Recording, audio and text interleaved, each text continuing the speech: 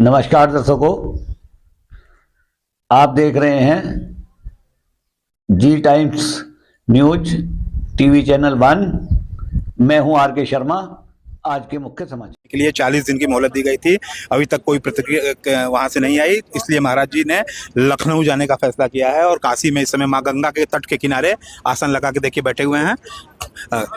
आप दिखा सकते हैं महाराज जी वहां पे आसन लगा। छत्रपति शिवाजी महाराज की आज जयंती भी है और छत्रपति शिवाजी महाराज जिनको पूरा विश्व याद रखता है गाय माता की रक्षा के लिए, और उन्हीं की जयंती से शंखनाद स्टार्ट किया महाराज जी ने। इसमें महाराज जी वहाँ पूजा पाठ कर रहे हैं। इस समय माँ गंगा के तट के किनारे तमाम लोग हैं और यहाँ पे आप दिखाइए थोड़ा दूर दूर तक काफ़ी लोगों को भी आप दिखाइए। तमाम लोग यहाँ पे पहुँचे हुए हैं। महाराज जी हैं, ये भी हमसे जुड़े हुए हैं, तमाम लोग हैं और शंकराचार्य जी इस समय देखिए पूजा कर रहे हैं। और वहाँ पे आप दिखाइए शंकराचार्य जी महाराज जी को दिखाइए। तो काशी से ये माना जाए कि अब धर्मयुद्ध का शंखनाद हो चुका है।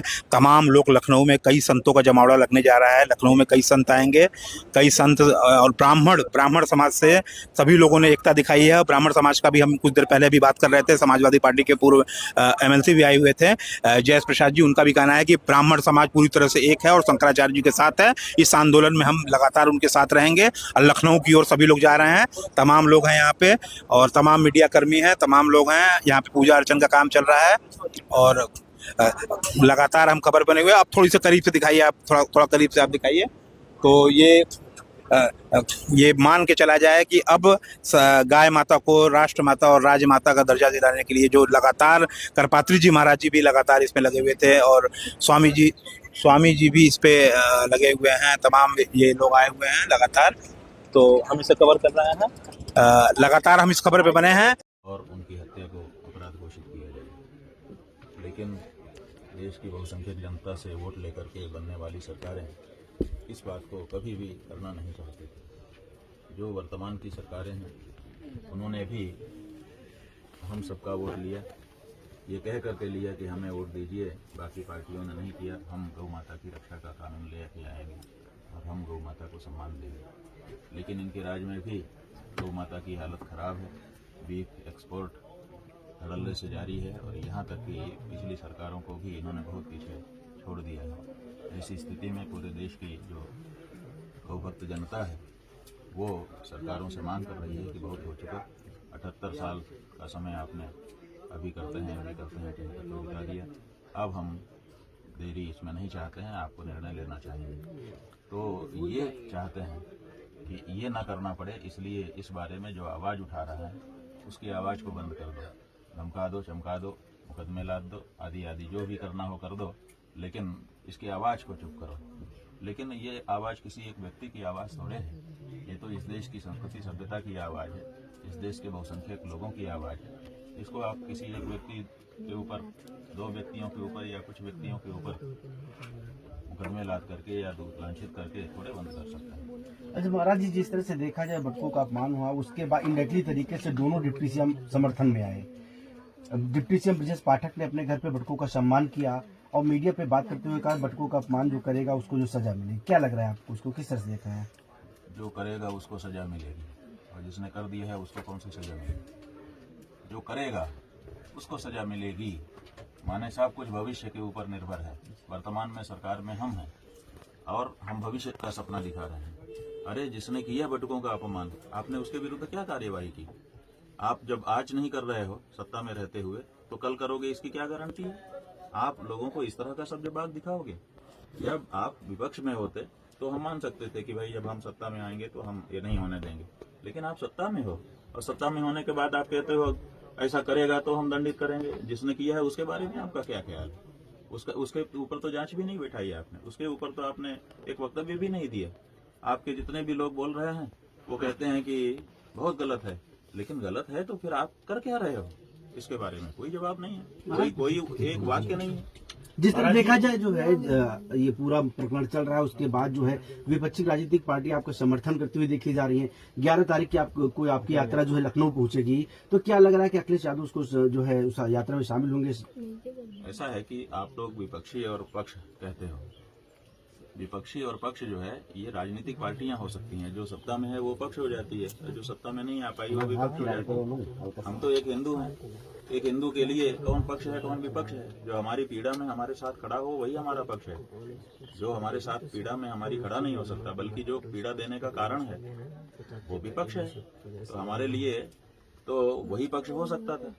सवाल ये है, सवाल जो आप लोग पूछ रहे हैं वो है ही नहीं है कि ये आ रहे हैं आपके साथ वो आ रहे हैं। सवाल ये है कि बीजेपी क्यों नहीं आ रही? वो तो अपने आप को हिंदू पार्टी कहती है। क्या उसको चोटी उखाड़े जाने का, बच्चों को पीटे जाने का, सनातन धर्म के प्रतीकों का अपमान किए जाने का कोई दुख नहीं है? क्यों वो खड़ी नहीं हो रही है?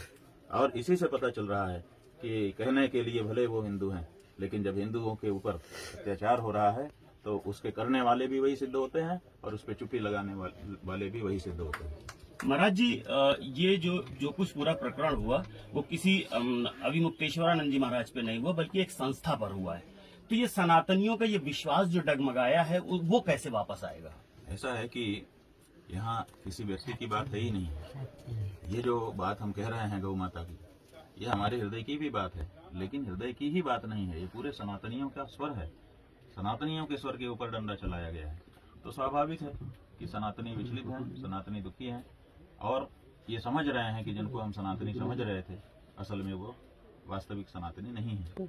और यही बात हमने पूछी कि भाई 40 दिन में बता दो, अगर आप सच्चे सनातनी हो बता दो। क्या बताने के लिए तो एक दिन में बता सकते थे, लेकिन हमने 40 दिन का समय उनको क्यों दिया कि अगर वो सुधार चाहें तो सुधार करके आ जाएं, गलती हो गई उसको पीछे छोड़ें। लेकिन 40 दिन का अवसर देने पर भी कोई सुधार तो अभी तक 38 दिन हो गए दिखाई नहीं दे रहा है। 2 दिन और बचे हैं, देख लेते हैं। तो अगला कदम क्या होगा स्वामी जी? बात यह है कि 11 तारीख को हम लोग वहाँ पहुँच ही रहे हैं। 40 दिन बीत जाने दीजिए, हम लोग अपना अगला कदम भी घोषित करेंगे और धर्म युद्ध की घोषणा कर रहे हैं, शंखनाद कर रहे हैं। तो गंभीरता से ही बात कहेंगे। ठीक महाराज जी, आ जाइए सभी लोग।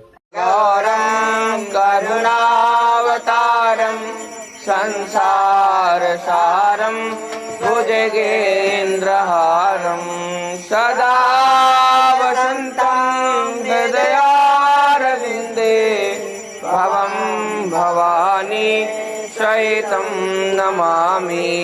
मन्दारमाला कलितालकायै कपालमाला कृतशेखराय दिव्याम्बरायै च दिगम्बराय नमः शिवायै च नमः शिवाय।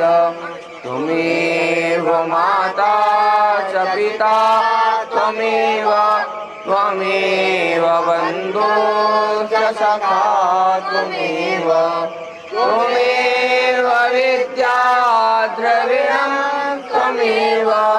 त्वमेव सर्वं मम देव देव।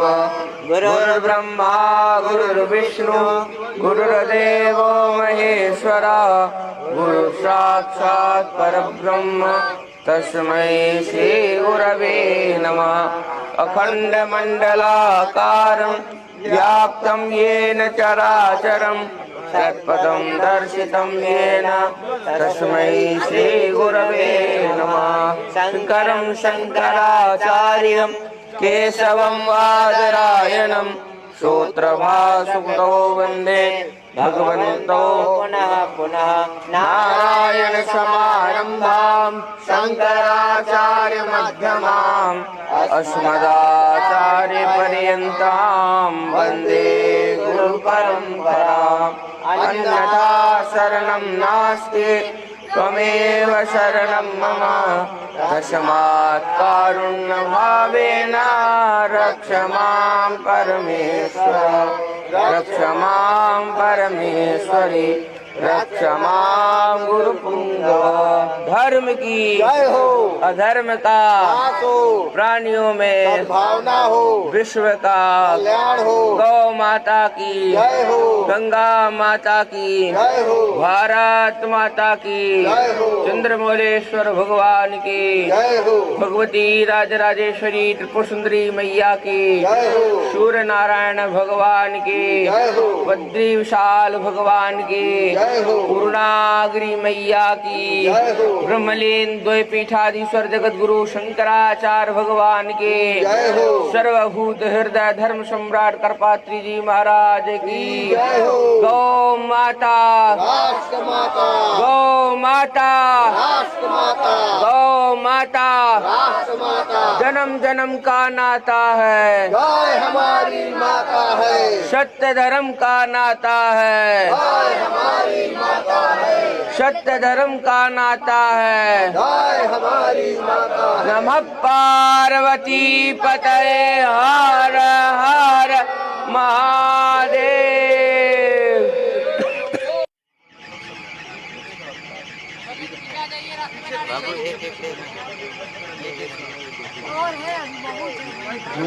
जो भी अपना कमेंट उपलब्ध नहीं कराएंगे, अपनी टिप्पणी नहीं देंगे, उनको यात्रा से हम लोगों को बहिष्कृत करना पड़ेगा। इसलिए जो भी यात्रा वाले हैं सब लोग अपनी टिप्पणी लिख करके निश्चित रूप से दें।